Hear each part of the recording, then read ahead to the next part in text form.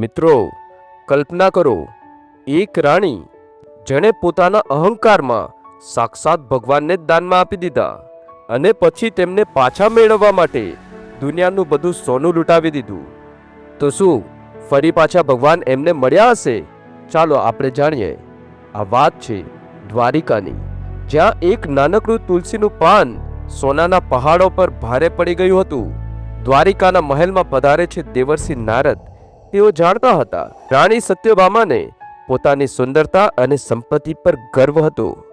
નારદજીએ ધીમેથી કહ્યું, દેવી, જો તમે ઈચ્છો કે શ્રી કૃષ્ણ દરેક જન્મમાં તમારા જ પતિ બને તો આજે જ તેમને મને દાનમાં આપી દો. પછી તેમના વજન જેટલું સોનું આપીને પાછા લઈ લેજો. એક ક્ષણ માટે આખો દરબાર મૌન થઈ ગયો. ત્યાં તો સત્યભામા બોલી, મારા માટે તો આ નાનકડી વાત છે અને જગતના સ્વામી દાનમાં આપી દેવાયા. ત્યાર પછી મંગાવાયું વિશાળ ત્રાજવું. એક બાજુ શ્રી કૃષ્ણ બેઠા અને બીજી બાજુ સોનું, હીરા, મોતી, રત્નો. સભા શ્વાસ રોકીને જોઈ રહી હતી, પણ કૃષ્ણનું પલ્લું હલ્યું જ નહીં. એના પછી તો દ્વારિકામાં જેટલો ખજાનો હતો એ બધો એક બાજુ મૂકી દેવાયો, પણ ત્રાજવું સ્થિર. હવે સત્યભામાના ચહેરા પરનો ગર્વ ધીમે ધીમે ડરમાં બદલાઈ ગયો. શું હું ભગવાનને હારી ગઈ? એ સમયે પ્રવેશ થાય છે માં રૂકમણીનો.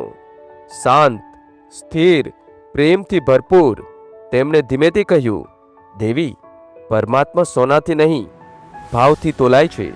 રૂકમણીજીએ એક તુલસીનું પાન લીધું, આંખો બંધ કરી પ્રેમથી કૃષ્ણજીનું સ્મરણ કર્યું અને ત્રાજવામાં મૂકી દીધું. અને ત્રાજવાનો કાંટો તરત જ ફરી ગયો. જે કામ દ્વારિકાનો આખો ખજાનો ના કરી શક્યો તે કામ એક નાનકડા તુલસીના પાને કરી દીધું. દરબાર આખો સ્તબ્ધ. સત્યભામાની આંખોમાં આંસુ અને કૃષ્ણ માત્ર સ્મિત કરતા હતા. તમે ભગવાનને શું ચડાવો છો એ ભગવાન ક્યારેય નથી જોતા, પણ તમે કયા ભાવથી ચડાવો છો ભગવાન એ જોઈ છે. બસ આજે આટલું જ. ફરી મળીશું. જય શ્રી કૃષ્ણ, જય સિયારામ.